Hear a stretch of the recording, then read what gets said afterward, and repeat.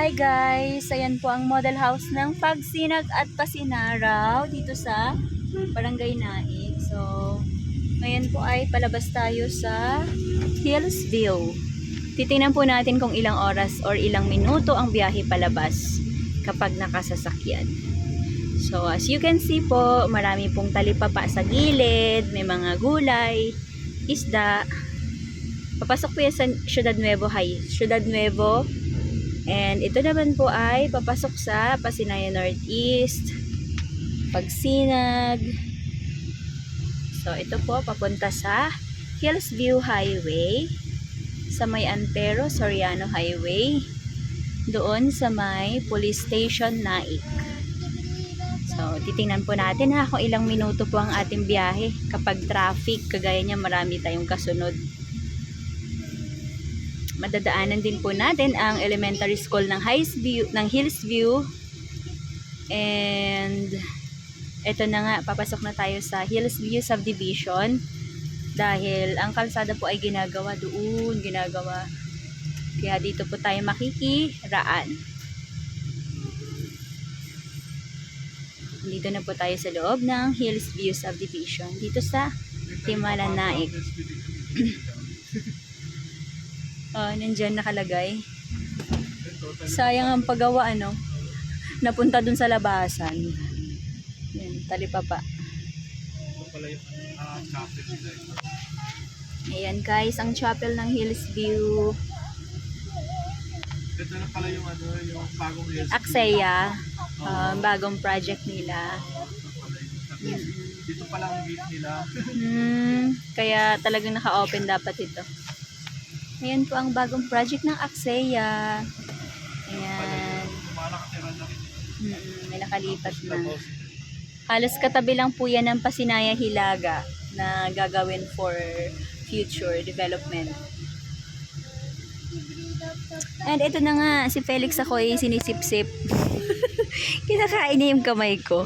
Tadaan! Sarap-sarap yan. Maalat-alat. So dito po ay maraming humps, wings.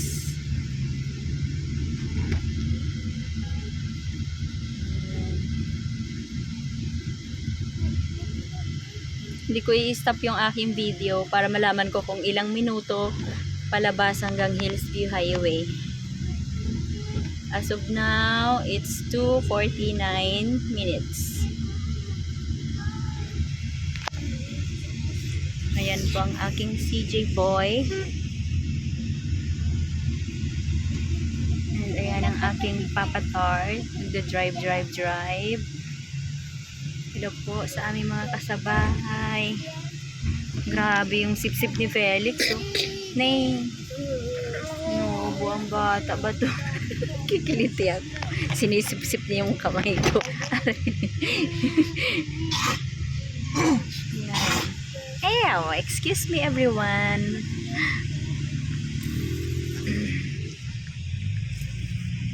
Mga bahay po dito sa Hillsview.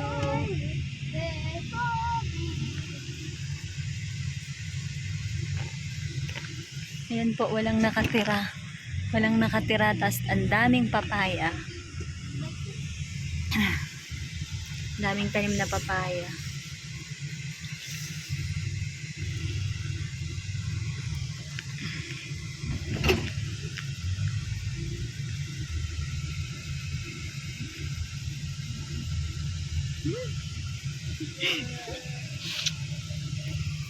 So, ganito po ang aming estado ni Felix.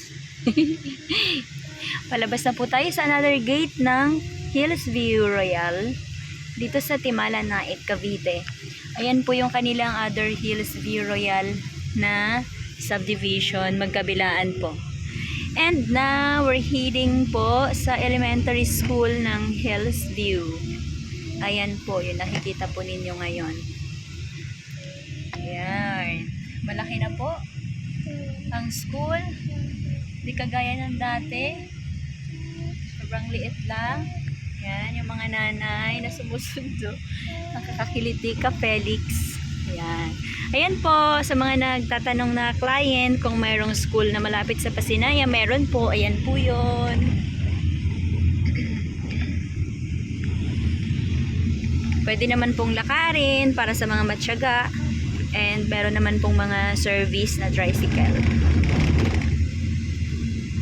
Ito na po yung palabas. Ito yung Uniwide Coastal na makikita sa may ating maps sa Google Maps. Dito po located ang Latria Homes. Latria Homes. Walking distance po sa sakayan ng bus going to PITX.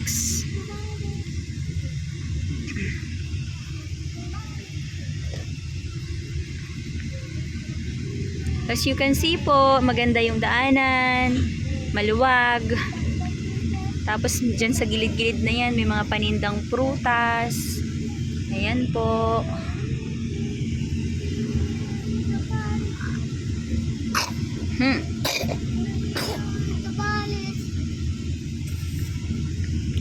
Marami pang mga bakanting lote.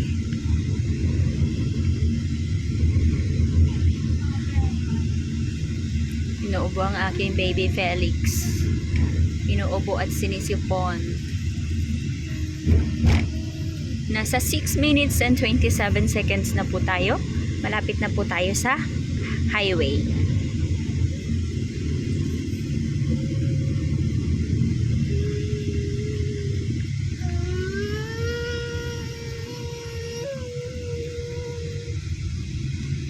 Ayan, marami na pong paninda sa gilid. Lahat nandito na.